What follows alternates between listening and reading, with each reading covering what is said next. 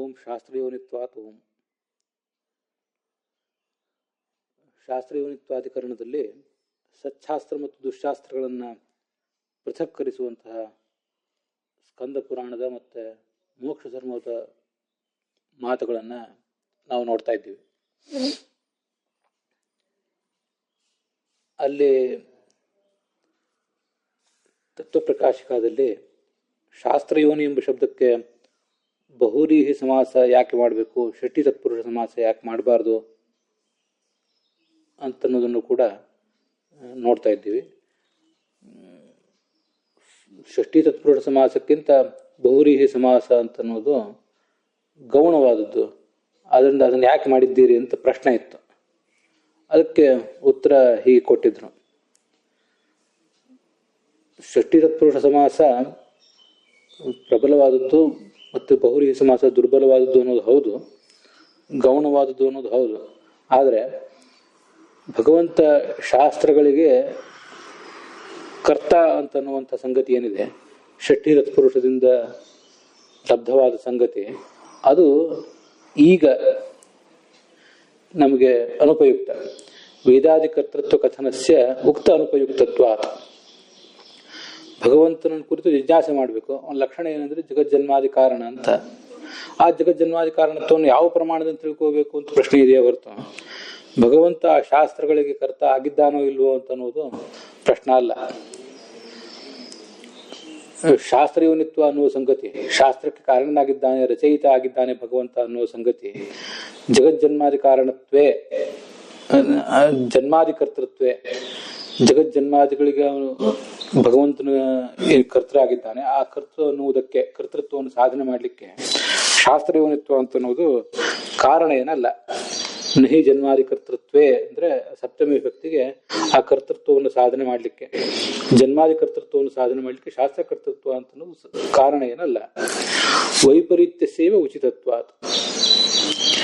ಅವನು ಜನ್ಮಾದಿ ಕಾರಣನಾಗಿದ್ದಾನಾದ್ರಿಂದ, ಜಗಜ್ಜನ್ಮಾದಿ ಕಾರಣನಾಗಿದ್ದಾನಾದ್ರಿಂದ ಜಗತ್ತಿನಲ್ಲಿ ಅಡಕಾಗಿರುವಂತಹ ಶಾಸ್ತ್ರಕ್ಕೂ ಕೂಡ ಕಾರಣ ಅಂತ ಅರ್ಥ ಹೇಳುವುದೇ ಉಚಿತ ಆಗ್ತದೆ ಅಂತ ಹೀಗೆ ಹಿಂದೆ ಬಂದಿದೆ. ಎಲ್ಲದಕ್ಕೂ ಕಾರಣನಾಗಿದ್ದಾನಾದ್ರಿಂದ ಎಲ್ಲದರಲ್ಲಿಯೂ ಅಂತರ್ಗತವಾಗಿರುವ ಶಾಸ್ತ್ರಕ್ಕೂ ಅವನು ಕಾರಣ ಅಂತ ಅರ್ಥ ಸರಿಯಾಗ್ತದೆ. ಜಗತ್ಕಾರಣತ್ವೋಕ್ತ್ಯ ಅರ್ಥಲಬ್ಧಂ ಸಾರ್ವಜ್ಞಮೇವ ಶಾಸ್ತ್ರಯೋನಿತ್ಯುಕ್ತ್ಯ ಸ್ಫೋರಯತಿ ಇದು ಚೇತನ. ಅದಕ್ಕೆ ಮತ್ತೊಂದು ಪ್ರಶ್ನೆ ಬರಬಹುದು. ಈ ಜನ್ಮಾದ್ಯಸೇತ ಎಂಬ ಸೂತ್ರದಿಂದ ಜನ್ಮಾದಿಗಳಿಗೆ ಕಾರಣ ಭಗವಂತ ಅಂತ ಅರ್ಥ ಹೇಳಿದ್ರು. ಹಾಗೆ ಹೇಳಿದಾಗ ಅವನು ಸರ್ವಜ್ಞನಾಗಿದ್ದಾನೆ ಅಂತ ಅರ್ಥಲಬ್ಧವಾಯಿತು. ಅರ್ಥಲಬ್ಧ ಆಗುವುದು ಅಂದರೆ ಅರ್ಥಾಪತ್ಯ ಪ್ರಮಾಣದಿಂದ ಸೂಚಿತ ಆಗುವುದು ಅಂತ ಅರ್ಥ. ಅರ್ಥಲಬ್ಧ ಅಂತ ಬಂದಲ್ಲೆಲ್ಲ ಅರ್ಥಾಪತ್ಯ ಪ್ರಮಾಣದಿಂದ ಅಂತ ನಾವು ಹೇಳ್ತಿರ್ತೇವೆ. ವಸ್ತುತಃ ಅರ್ಥಾಪತ್ಯ ಪ್ರಮಾಣವನ್ನು ನಾವು ತತ್ವವಾದಿಗಳಾಗಲಿ ಮಾಯಾವಾದಿಗಳಾಗಲಿ ಪ್ರಮಾಣ ಅಂತ, ಪ್ರತ್ಯೇಕ ಪ್ರಮಾಣ ಅಂತ ಏನು ಒಪ್ಪಿಲ್ಲ. ಅದರಿಂದ ಅರ್ಥಲಬ್ಧ ಅಂತ ಬಂದಲ್ಲಿ ಅರ್ಥಾಪತ್ಯ ಪ್ರಮಾಣ ಅಂತ ಹೇಳಿದರೂ ಕೂಡ ಅದು ವ್ಯವಹಾರದ ದೃಷ್ಟಿಯಿಂದ ಹೇಳಿದ್ದಷ್ಟೇ ಅಂತ ತಿಳ್ಕೋಬೇಕು. ಜನ್ಮಾದಿ ಕಾರಣನಾಗಿದ್ದಾನೆ ಅಂದರೆ ಅವನು ಸರ್ವಜ್ಞನಾಗಿದ್ದಾನೆ ಅಂತಲೇ ಅರ್ಥ. ಸರ್ವಜ್ಞನಾಗದೆ ಹೋದರೆ ಆ ಜಗಜ್ಜನ್ಮಾದಿ ಕಾರಣತ್ವ ಅಂತನ್ನುವುದು ಉಪಪನ್ನ ಅಲ್ಲ, ಅದನ್ನು ಸಮರ್ಥನೆ ಮಾಡ್ಲಿಕ್ಕೆ ಬರೋದಿಲ್ಲ. ಆದ್ದರಿಂದ ಅನ್ಯಥಾನುಪಪತ್ಯ ಅಂತೆಲ್ಲ ಹಿಂದೆ ಬಂತಲ್ಲ. ಜನ್ಮಾದಿ ಕಾರಣನಾಗಿದ್ದಾನಾದ್ರಿಂದ ಅವನು ಸರ್ವಜ್ಞನಾಗಿದ್ದಾನೆ ಅಂತ ಗೊತ್ತಾಗ್ತದೆ. ಹೀಗಿದು ಅರ್ಥಲಬ್ಧವಾದದ್ದು. ಅರ್ಥ ಅಂದರೆ ಜಗಜ್ಜನ್ಮಾದಿ ಕಾರಣತ್ವ ಎಂಬ ಅರ್ಥ. ಅದರಿಂದ ಲಬ್ಧವಾದದ್ದು ಸರ್ವಜ್ಞತ್ವ. ಆ ಸರ್ವಜ್ಞ ಹೇಗೆ? ಸರ್ವಜ್ಞ ಅಂತ ಸಿದ್ಧ ಆಯಿತು. ಆ ಸರ್ವಜ್ಞ ಅಂತ ಅನ್ನೋದನ್ನು ಶಾಸ್ತ್ರಯೋನಿ ಅನ್ನುವ ಸೂತ್ರ, ಅವನು ಶಾಸ್ತ್ರಕ್ಕೆ ಕಾರಣನಾಗಿದ್ದಾನೆ ಅನ್ನುವ ಸೂತ್ರ ಸ್ಫೋರಯತಿ ಅಂದರೆ ಸ್ಪಷ್ಟಪಡಿಸ್ತದೆ ಅಂತ ಮಾಯಾವಾದಿಗಳು ತಮ್ಮ ಶಾಸ್ತ್ರಕ್ಕೆ ಕಾರಣ ಎಂಬ ವ್ಯಾಖ್ಯಾನ ಏನಿದೆ ಅದನ್ನು ಸಮರ್ಥನೆ ಮಾಡಿಕೊಳ್ಳುವ ಪ್ರಯತ್ನ ಮಾಡ್ತಿದ್ದಾರೆ. ಇತಿ ಚೇತ್ ನ, ಅದು ಸರಿಯಲ್ಲ. ತತ್ರ ಅರ್ಥಲಬ್ಧ ಶಕ್ತ್ಯಾದ್ಯ ಸ್ಫುಟೀಕೃತ್ಯ ಸಾರ್ವಜ್ಞ ಮಾತ್ರ ಸ್ಫುಟೀಕರಣೆ ವಿಶೇಷ ಕಾರಣಾಭಾವಾತ್. ಈ ಜನ್ಮಾದ್ಯಸೇತ ಎಂಬ ಸೂತ್ರದಿಂದ ಜಗಜ್ಜನ್ಮಾದಿ ಕಾರಣ ಭಗವಂತ ಅಂತ ಅರ್ಥ ಹೇಳಿದರು. ಇಷ್ಟು ಗೊತ್ತಾದ ಮೇಲೆ ಆ ಜನ್ಮಾದಿ ಕಾರಣನಾಗಬೇಕಾದ್ರೆ ಆ ಭಗವಂತ ಸರ್ವಜ್ಞನಾಗಿದ್ದಾನೆ ಅಂತ ನೀವು ಹೇಳಲಿಕ್ಕೆ ಹೊರಟ್ರಲ್ಲ. ಅರ್ಥಲಬ್ಧವಾದದ್ದು ಸರ್ವಜ್ಞ ಅಂತ.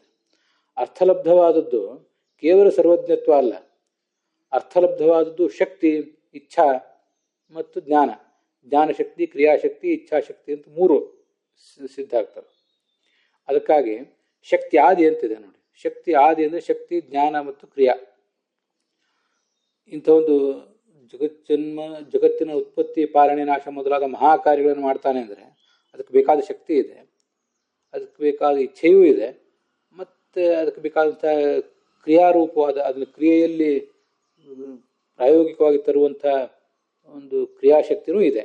ಜ್ಞಾನಶಕ್ತಿ, ಇಚ್ಛಾಶಕ್ತಿ, ಕ್ರಿಯಾಶಕ್ತಿ ಈ ಮೂರೂ ಇದೆ ಅಂತ ಗೊತ್ತಾಗ್ತದೆ. ಹಾಗಾಗಿ ಅರ್ಥಲಬ್ಧವಾದದ್ದು ಶಕ್ತಿ ಆದಿಗಳು ಮೂರು.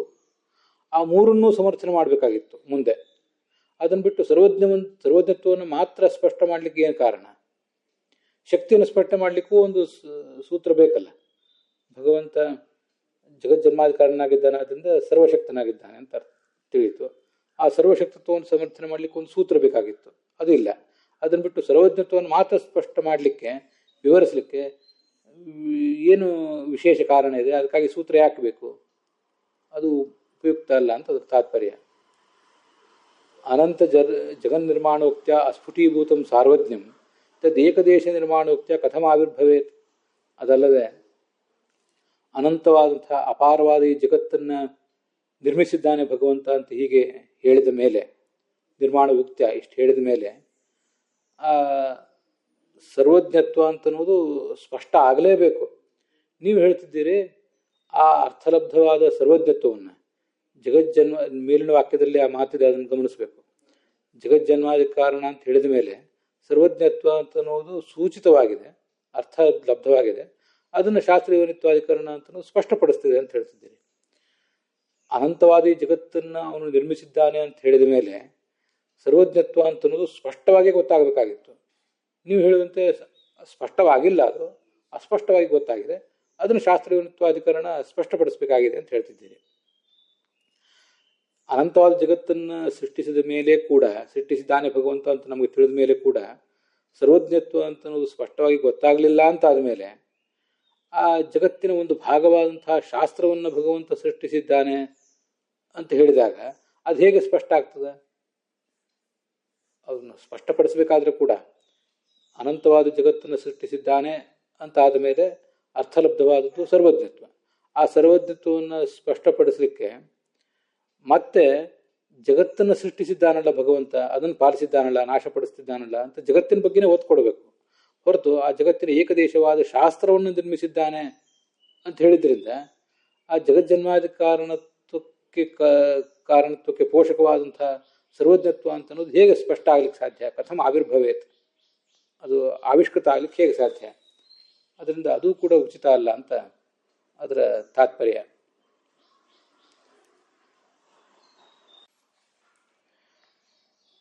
ಶಕ್ತ್ಯಾದಿ ಅಸ್ಫುಟೀಕೃತ್ಯ, ತತ್ರ ಅರ್ಥಲಬ್ಧ ಶಕ್ತ್ಯಾದಿ ಅಸ್ಫುಟೀಕೃತ್ಯ ಅಂತಿದೆಯಲ್ಲ, ಶಕ್ತ್ಯಾದಿ ಅಂತನ್ನೋದನ್ನ ಹೀಗೆ ವಾಕ್ಯಾರ್ಥ ಮಂಜರಿ ಟಿಪ್ಪಣಿಯಲ್ಲಿ 279ನೇ ಪುಟದಲ್ಲಿ ಶಕ್ತಿಯ ಭಾವೇ ಕರ್ತೃತ್ವಾಂತರ್ಗತ ಪ್ರಯತ್ನ ಅನುಪತ್ತೇ ಇತಿ ಭಾವ ಅಂತ ಈಗೊಂದು ಬರೆದಿದ್ದಾರೆ. ಅದನ್ನು ಗಮನಿಸಬಹುದು. ಶಕ್ತಿ ಅವನಿಗೊಂದು ಇಲ್ಲದೆ ಹೋದರೆ ಆ ಕರ್ತೃತ್ವ ಬರ್ಲಿಕ್ಕೆ ಸಾಧ್ಯ ಇಲ್ಲ. ಯಾಕೆಂದರೆ ಕರ್ತೃತ್ವ ಅಂದ್ರೆ ಏನು? ಪ್ರಯತ್ನಪೂರ್ವಕವಾಗಿ ಕೃತಿ ಮಾಡುವಿಕೆ ಅಂತ ಅರ್ಥ. ಪ್ರಯತ್ನಪೂರ್ವಕವಾಗಿ ಒಂದು ಚಟುವಟಿಕೆಯನ್ನು ಮಾಡಿದರೆ ಅವನನ್ನೇ ಕರ್ತ ಅಂತಾರೆ. ಅದರಿಂದ ಶಕ್ತಿ ಇಲ್ಲದೆ ಹೋದರೆ ಕರ್ತೃತ್ವದಲ್ಲಿ ಸೇರಿದ ಪ್ರಯತ್ನ ಅಂತನ್ನುವುದೇ ಆಗೋದು ಸಾಧ್ಯ ಇಲ್ಲ. ಇದು 279ನೇ ಪುಟದಲ್ಲಿ ವಾಕ್ಯಾರ್ಥ ಮಂಜರಿಯಲ್ಲಿ. ಹಾಗೆ 276ನೇ ಪುಟದಲ್ಲಿ ಇದು ವಾಕ್ಯಾರ್ಥ ಮುಕ್ತಾವಳಿ ಟಿಪ್ಪಣಿಯಲ್ಲಿ ಶಕ್ತ್ಯಾದಿ ಅಂದರೆ ಬಹುಚಿತ್ರವಾದ ನಾನಾ ಥರವಾದ ಈ ಜಗತ್ತನ್ನು ಸೃಷ್ಟಿಸಿರುವುದರಿಂದ ಭಗವಂತ ಪರಶಕ್ತಿ ಅಂತ ಗೊತ್ತಾಗ್ತದೆ. ಪರಶಕ್ತಿ ಎಂಬುದು ತಿಳಿದು ಬರ್ತದೆ. ಕೋಹ್ಯವಾನ್ಯಾತ್ ಕಃ ಪ್ರಾಣ್ಯಾತ್ ಯದೇಶ ಆಕಾಶ ಆನಂದೋನ ಸ್ಯಾತ್ ಅಂತ ತೈತ್ರಿಯ ಉಪನಿಷತ್ತಿನಿಂದ ಅವನು ಭಗವಂತ ಈ ಜಗತ್ತನ್ನು ಸೃಷ್ಟಿಸಿದನಾದ್ದರಿಂದ ಅವನು ಪೂರ್ಣ ಆನಂದನಾಗಿದ್ದಾನೆ ಅಂತ ಕೂಡ ತಿಳಿದು ಬರ್ತದೆ ಅಂತ ಹೀಗೆ ಹೇಳಿದ್ದಾರೆ. ಶಕ್ತ್ಯಾದಿ ಅಂದರೆ ಆ ಶಕ್ತಿಯಲ್ಲಿ ಶಕ್ತಿ, ಕರ್ತೃತ್ವ, ಆನಂದ ಮೊದಲಾದ ಗುಣಗಳು ಅಂತ ಹೀಗೆ ತಿಳ್ಕೋಬೇಕು. ಜ್ಞಾನ, ಆನಂದ ಮತ್ತು ಕ್ರಿಯಾ ಮೊದಲಾದ ಗುಣಗಳನ್ನು ತಿಳ್ಕೋಬಹುದು. ಮುಂದೆ ತತ್ವಪ್ರಕಾಶಿಕಾದಲ್ಲಿ ಕಿಂಚ ಇದಂ ಶಾಸ್ತ್ರಸ್ಯ ಈಶ್ವರ ನಿರ್ಮಿತತ್ವಂ ಅರ್ಥಂ ಉಪಲಭ್ಯ ರಚಿತತ್ವಂ ವಾ ನಿಸೃತತ್ವ ಮಾತ್ರಂ ವಾ. ಅದಲ್ಲದೆ ಜಗತ್ತಿಗೆ ಯೋನಿಯಾಗಿದ್ದಾನೆ ಭಗವಂತ, ಶಾಸ್ತ್ರಕ್ಕೆ ಕಾರಣನಾಗಿದ್ದಾನೆ ಅಂತ ಹೇಳ್ತಾ ಇದ್ದೀರಲ್ಲ, ಇದರ ಅರ್ಥ ಏನು? ಶಾಸ್ತ್ರಕ್ಕೆ ಈಶ್ವರ ನಿರ್ಮಿತತ್ವಂ, ಆ ಈಶ್ವರ ನಿರ್ಮಿತತ್ವ ಎಂಬ ಅರ್ಥವನ್ನು ನೀವು ಏನು ಈಗ ನಾವು ತಿಳಿದು ಬರ್ತಾ ಇದೆ ಅಂತ ಹೇಳ್ತಿದ್ದೀರಲ್ಲ, ಅದು ತಿಳಿದು ಬರುವುದು ಅಂದ್ರೆ ಅದೇನು? ಶಾಸ್ತ್ರಕ್ಕೆ ಯೋನಿ ಅಂದ್ರೆ ಏನು ಅರ್ಥ? ಭಗವಂತನಿಂದ ಅದು ರಚಿಸಲ್ಪಟ್ಟಿದೆ ಅಂತ ಅರ್ಥನೋ, ಭಗವಂತನಿಂದ ಅದು ಹೊರಗೆ ಬಂದಿದೆ ಅಂತ ಅರ್ಥ ಮಾತ್ರನೋ ಅಂತ ಈಗ ಪ್ರಶ್ನೆ ಮಾಡ್ತಾರೆ. ನಾದ್ಯ ಕಣಾದ ಚರಣಾನುಸರಣ ಪ್ರಸಂಗ ಶ್ರುತ್ಯಾದಿ ವಿರೋಧಾಚ. ಭಗವಂತನಿಂದ ಶಾಸ್ತ್ರವು ರಚಿಸಲ್ಪಟ್ಟಿದೆ ಅಂತ ನೀವು ಅರ್ಥ ಹೇಳಿಬಿಟ್ರೆ ಆಗ ಕಣಾದರ ಕಾಲಿಗೆ ನೀವು ಬಿದ್ದಂತಾಯಿತು. ಕಣಾದರ ಕಾಲಿಗೆ ಬೀಳುವುದು ಅಂದರೆ ಕಣಾದರು ಅಂದರೆ ವೈಶೇಷಿಕ ಸಿದ್ಧಾಂತ, ಗೌತಮರದ್ದು ನ್ಯಾಯ ಸಿದ್ಧಾಂತ, ಅವರೆಲ್ಲರೂ ಕೂಡ ವೇದಗಳನ್ನು ಕೂಡ ಪೌರುಷೇಯ ಅಂತ ಹೇಳುವವರು. ಆದ್ದರಿಂದ ನೀವೀಗ ಈ ಶಾಸ್ತ್ರಯೋನಿ ಭಗವಂತ ಅಂತ ಹೇಳಿದರೆ ಶಾಸ್ತ್ರಕ್ಕೆ ಶಾಸ್ತ್ರಕ್ಕೆ ಅವನು ನಿರ್ಮಾತ ಅಂತ ಅರ್ಥ ಹೇಳಿಬಿಟ್ರೆ ನಿಮ್ಮ ಅದ್ವೈತ ಸಿದ್ಧಾಂತವನ್ನು ಪರಿತ್ಯಾಗ ಮಾಡಿ ಕಣಾದರ ಕಾಲಿಗೆ ನೀವು ಬಿದ್ದಂತಾಯಿತು, ಅವ್ರ ಸಿದ್ಧಾಂತವನ್ನು ಒಪ್ಪಿದಾಗಾಯಿತು ಅಂತ ಅದ್ರ ಅರ್ಥ. ಚರಣ ಅಂದರೆ ಪಾದ, ಅದನ್ನು ಅನುಸರಿಸುವುದು ಅಂದರೆ ಅದನ್ನು ಒಪ್ಕೊಳ್ಳುವುದು ಅಂತ. ಅದಲ್ಲದೆ ಶ್ರುತ್ಯಾದಿಗಳಿಂದ ವಿರೋಧ ಇದೆ. ನಿತ್ಯಯಾವಾಚ ಸೌಮಿ ಅಂತ ಹೀಗೆಲ್ಲ ವೇದಾದಿ ವಾಕ್ಯಗಳು ಮತ್ತು ಪುರಾಣ ವಾಕ್ಯಗಳೆಲ್ಲ ವೇದಗಳನ್ನು ಅಪೌರುಷೀಯ ಅಂತ ಹೇಳ್ತದೆ. ಅದರಿಂದ ನಿಮಗೆ ಅಪಸಿದ್ಧಾಂತವೂ ಇದೆ, ಶ್ರುತ್ಯಾದಿಗಳಿಂದ ವಿರೋಧವೂ ಇದೆ. ಅದರಿಂದ ನಿರ್ಮಿತ ಅಂತ ಹೀಗೆ ಅರ್ಥ ಹೇಳಬಾರ್ದು. ನ ದ್ವಿತೀಯ ಶಾಸ್ತ್ರಯೋನಿ ಅಂದರೆ ಶಾಸ್ತ್ರಕ್ಕೆ ಅವನು ನಿರ್ಮಾತ ಅಂತ ಅರ್ಥ ಅಲ್ಲ, ಶಾಸ್ತ್ರವನ್ನು ತನ್ನ ಬಾಯಿಯಿಂದ ಹೊರಹಾಕಿದ್ದಾನೆ ಮಾತ್ರ ಅಂತ ಅರ್ಥ ಹೇಳಿಬಿಟ್ರೆ ಅದು ಸರ್ವಜ್ಞತ್ವಕ್ಕೆ ಸಾಧಕ ಅಲ್ಲ. ಸಾರ್ವಜ್ಞ ಅಂದರೆ ಸರ್ವಜ್ಞತ್ವ ಅಂತ ಅರ್ಥ. ಹೀಗೆ ಸಾರ್ವಜ್ಞ ಅಂದರೆ ಸರ್ವಜ್ಞತ್ವ, ಆ ಸರ್ವಜ್ಞತ್ವಕ್ಕೆ ಸಾಧಕ ಅಲ್ಲ. ಯಾರೋ ಒಬ್ಬರು ಹೇಳಿರುವ ಶಾಸ್ತ್ರವನ್ನು ಇವನು ತನ್ನ ಮುಖದಿಂದ ಹೊರಹಾಕಿದರೆ ಅವನೇನದಕ್ಕೆ ಸರ್ವಜ್ಞ ಏನಾಗಬೇಕಾಗಿಲ್ಲ. ಆದ್ದರಿಂದ ಅರ್ಥಾಂತರಂ ಉಕ್ತ ಅನುಪಯುಕ್ತಂ, ಶಾಸ್ತ್ರಕ್ಕೆ ಕಾರಣ ಭಗವಂತ ಅಂತ ಶಂಕರ ಭಾಷ್ಯಾದಿಗಳಲ್ಲಿ ಹೇಳಿರುವ ಅರ್ಥ ಅದು ಅರ್ಥಾಂತರ ಮುಕ್ತಂ, ಅವರೇನು ಬೇರೆ ಅರ್ಥವನ್ನು ಹೇಳಿದ್ದಾರೆ ಅದು ಅನುಪಯುಕ್ತ. ಈ ಪ್ರಸಂಗಕ್ಕೆ ಅದು ಉಪಯುಕ್ತವೂ ಅಲ್ಲ, ಅಯುಕ್ತಂಚ, ಅದು ಸರಿಯೂ ಕೂಡ ಅಲ್ಲ. ಆದ್ದರಿಂದ ಉಕ್ತಯೇವ ಸೂತ್ರಾರ್ಥ. ನಾವೇನು ಶಾಸ್ತ್ರದಿಂದ ಪ್ರತಿಪಾದ್ಯ ಭಗವಂತ ಅಂತ ಅರ್ಥ ಹೇಳಿದ್ದೀವಿ, ಆ ಅರ್ಥವೇ ಸರಿ. ಉಕ್ತಃ ಅಸ್ಮದುಕ್ತಃ ಏವ, ನಮ್ಮಿಂದ ಹೇಳಲ್ಪಟ್ಟದ್ದೇ ಸೂತ್ರಾರ್ಥ ಅಂತ ಹೀಗದರ ಅರ್ಥ. ಈ ಶಾಸ್ತ್ರಯೋನಿತ್ವಾಧಿಕರಣಕ್ಕೆ ಸಂಬಂಧಪಟ್ಟಂತೆ ತತ್ವ ಪ್ರದೀಪ ಮತ್ತು ಜಯತೀರ್ಥರ ತತ್ವ ಪ್ರಕಾಶಿಕ ಹೇಳಿದ್ದೇನೆ. ಮತ್ತು ಸತ್ತರ್ಕ ದೀಪಾವಳಿಯಲ್ಲಿ ಕೊನೆಯ ಕೆಲವು ಭಾಗಗಳನ್ನ ಹೇಳಿಲ್ಲ, ಏಕೆಂದರೆ ಅವರು ತತ್ವ ಪ್ರಕಾಶಿಕ ಮತ್ತು ತತ್ವ ಪ್ರದೀಪ ಹೇಳಿದ ಮೇಲೆ ಇದೆಲ್ಲವೂ ಅಲ್ಲೇ ಸಿಗ್ತದೆ ಅಂತ ಹೇಳಿಲ್ಲ. ಆದರೂ ಅಲ್ಲಿ ಶಾಸ್ತ್ರ ಅಂದರೆ ಹಿತಶಾಸನಾತ್ ಶಾಸ್ತ್ರಂ ಅಂತೊಂದು ಅರ್ಥ ಬರ್ತಿದ್ದಾರೆ. ಅದು ನಮ್ಗೆ ಗೊತ್ತಿರಬೇಕಷ್ಟೆ. ನಮಗೆ ಯಾವುದು ಹಿತವೋ ಅದನ್ನು ಶಾಸನ ಮಾಡುವುದರಿಂದ ತಿಳಿಸುವುದರಿಂದ ಋಗಾದಿ ಶಾಸ್ತ್ರಗಳನ್ನು ಶಾಸ್ತ್ರ ಅಂತ ಹೀಗೆ ಹೇಳ್ತಾರೆ ಅಂತಿಷ್ಟ ಅರ್ಥ ಇದೆ. ಮತ್ತು ಋಗಾದಿ ಅಂತ ಏನು ಬಂದಿದೆ ಸ್ಕಂದ ಪುರಾಣದಲ್ಲಿ, ಋಗಾದಿ ಅಂತ ಹೀಗೆ ಆಚಾರ್ಯರೇನು ಹೇಳಿದ್ದಾರೆ, ಆ ಋಗಾದಿ ಅಂತ ಅನ್ನೋದಕ್ಕೆ ಪದ್ಮನಾಭ ತೀರ್ಥರು ಹೀಗೆ ವ್ಯಾಖ್ಯಾನ ಮಾಡಿದ್ದಾರೆ.